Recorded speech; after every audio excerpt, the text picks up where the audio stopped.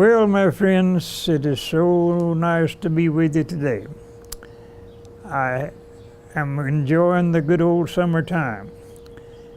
My only fear is that it's going to end too soon, but I am enjoying it greatly, and I hope you are out there.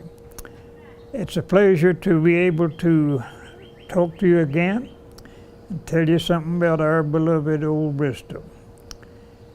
I learned to love Bristol a long time ago.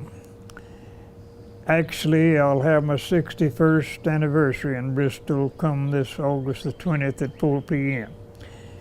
Well, questions frequently arise as to what caused you to stay here. Most people know that I came just to be a temporary resident of the city. I came actually to go to school, and here I meant to stay 9 months, and here we are almost 61 years later, and I'm still enjoying the city that I chose for my home. Well, several reasons came to me as the question was asked. What kept you here? Why did you stay here? Our theme today is going to be Hearts of Gold, or good old Bristol's people. I liked the city from the very beginning. I felt at home from the very beginning. I liked the country around it. Beautiful area. We're in what I call the golden strip of beauty in America. I say from Front Royal, Virginia to Chattanooga, Tennessee. To me, that's the greatest drive in America with natural beauty along the side. And Bristol, of course, is right on that sweep from Front Royal to Chattanooga. I like the looks of the country. I like the climate fairly well. I wish summer would last a little longer, but we just have to take nature as it comes. Well, I'm getting down to the main reason that I stayed here. From the very beginning, I found that people in Bristol were kind, compassionate, and very helpful if the need arises. I met that head on the first 2 or 3 days I was here. I arrived in Bristol a total stranger.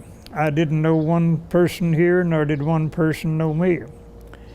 I was insecure. I'd been in Kentucky for a year, didn't make much money, so I landed here with $35 and a couple of old battered suitcases and the clothes on my back.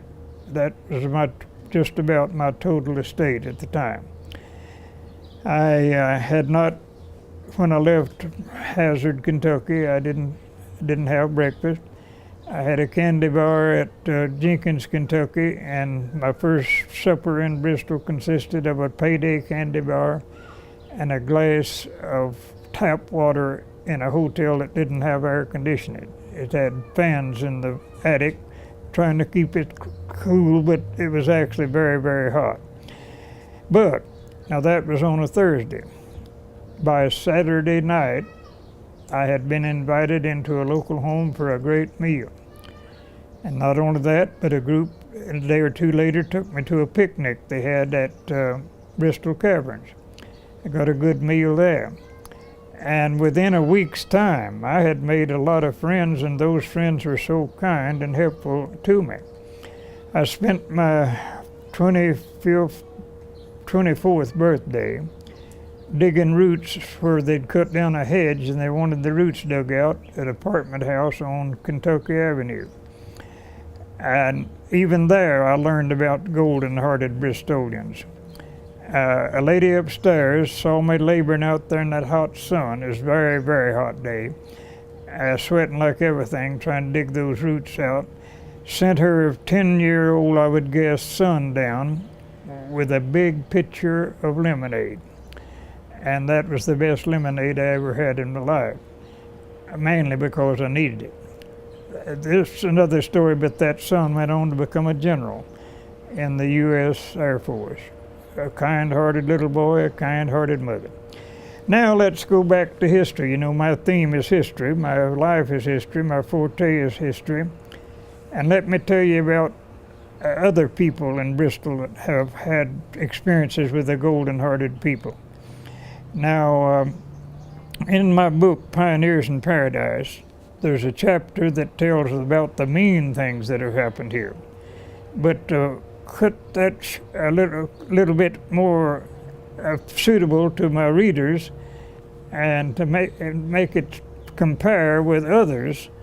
After writing about the mean things, the wicked things that have happened here, I wrote a chapter called Hearts of Gold. It tells about good, kind, compassionate Bristolians, and that, again, I repeat, that is why that I stayed mainly, was because of the kind people that I've made friends with during the year I've been here. Well, in the early to mid, I think the mid-50s, a family moved here named Lancaster. I pronounced that the long way. One old lady got me with a shirt sleeve on there and said, "It's Lancaster." Well, okay. Her father happened to be from Lancaster County, Pennsylvania. I'm sorry, Lancaster County, Virginia. And she said I pronounced it too slow. But anyway, the Lancaster family came here, and the old father was a hotel keeper. He meant to buy a hotel here, having moved here from Lynchburg. But the first night he was here, the hotel burned. He was a guest in the hotel, and the fact that his son, R.T. Lancaster's wife, came down with childbirth ahead of schedule, they discovered when they all got alarmed about her that the hotel was on fire, and they had to move her out to a private home nearby to have the child. Anyway, that was the introduction to Bristol that the Lancaster family got. But that didn't daunt the old man. He went ahead and bought the vacant lot where the old hotel had stood and built his own hotel. It's known as the Lancaster House, and stood for many years in Bristol, Virginia, near the old depot over here. Well, the son, R.T., he didn't have any inclination to run a hotel. He became a merchant, set up a big store in Bristol, and did a fine business from the very start. Then, of course, as all merchants had to face in those days, there was always someone hungry and wanting credit for groceries and so on. He could not say no. He always tried to help people who actually thought were actually in trouble financially. Well, the war came on, and of course things got worse then. More and more goods for the store was harder to get, and more people became almost destitute. One widow woman who lived out near the what's now Anderson Park, in a little hut on Old 4th Street behind what's now the medicine factory out there. She became a Civil War widow real early, and there was no way in the world for her to go, no way for help. There were no relief agencies in town then. She had 2 or 3 children on hand that had to be cared for, and she was just destitute. She came down to Mr. Lancaster's store, and he helped her for several weeks. He'd give her a little food out of the store, maybe a piece of bacon and some beans and maybe a little flour now and then. He had a golden heart. He couldn't say no to anybody. Well, one day a friend of his, a widower, came in from Paperville. He dealt with Mr. Lancaster also. But he was not destitute. He was in pretty good shape financially, even if the war was going on. Had a good farm out there at Paperville. He had a decent home, and he was a hard-working man, and he was making a pretty good living. He came into town one day. All right. He sat down on the bench in front of the store to visit a while with his good friend, Mr. Lancaster, and filled his wagon, eventually got ready to go back. And there came a thought to him. The man had expressed the fact that he was lonely now that his wife had died, and he was living he had 2 or 3 children, but he was trying to take care of them after his wife had died. And of course, he's having to try to cook for him, and he wasn't much of a cook, according to what he later said. Well, after he left, Mr. Lancaster got to thinking, and he thought up a plan so urgent that he sent a son of his, a half-brother of his, on horseback to go bring that farmer back in as soon as he could. Well, the boy went out there, and Mr. Palmer, the man's name was Palmer, he said, "I don't know why that he wants me to come back so quick." He took him at his word, rode in with not on the same horse, but he rode his own horse back into town. And there Mr. Lancaster said, "I know you real well. I know you're a kind, compassionate person. I know you're a good provider. And I know you need a wife to help you take care of those children and to cook for them and help raise them." He said, "I know a widow here in town that is almost destitute. She has children and she needs help. She's a nice woman, not too bad looking, but I have a picture of her in her old age time, and she wasn't very good looking then. But her picture's in my book. If you want to see it, I can't tell the page number, but go and read my book, Pioneers in Paradise." Well, meanwhile, he had sent for the woman and told her to come to the store that he might have permanent help for her. He was helping her temporarily now and then with groceries from his store. But he said, "I might have a permanent solution for you. I want this man and I want you to meet in front of my store. And I want you to talk to each other and see if you might like to marry." That's kind of playing the role of the Lonely Hearts Club, I guess you might call it. They did sit down on the bench in front of the store, and they did talk, and they talked, and they talked. Before their conversation ended, they had agreed to marry. I guess they liked each other from the start. I couldn't say it was love at first sight. It was just convenience probably at first sight.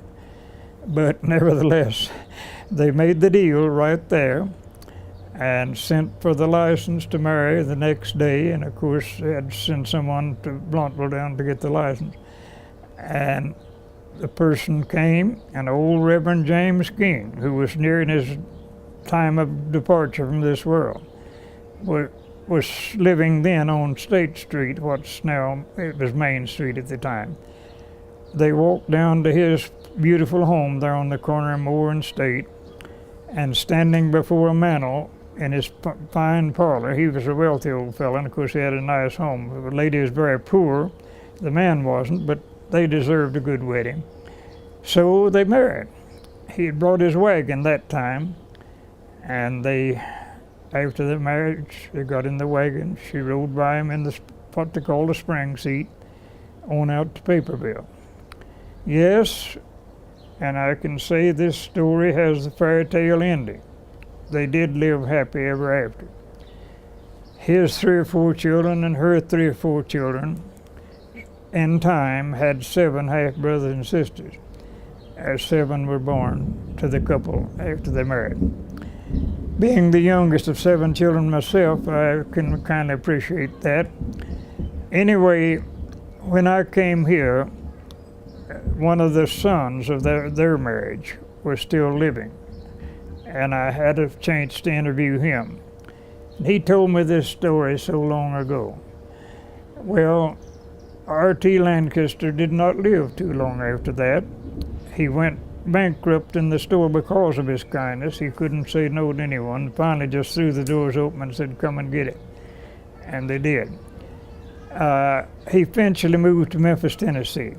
He reclaimed his wealth there. That is, he remade his fortune there. and died a very wealthy person, even though he wasn't very old at the time of his death. But he was a Bristolian with a heart of gold. So friend, if you ask me why I stayed here, there's several reasons. But the main reason was the fact of the kind, compassionate, friendly people of the area. And in the 61 years since, I haven't changed my mind in the least. In fact, it grows more, it has become a more solid belief over the years that right here in this town, we have some of the kindest, most friendly, compassionate people in the world. And I add to the proof of that daily. I can actually say I add to it daily. Until the next time we meet, I say to you, may the best in life be yours.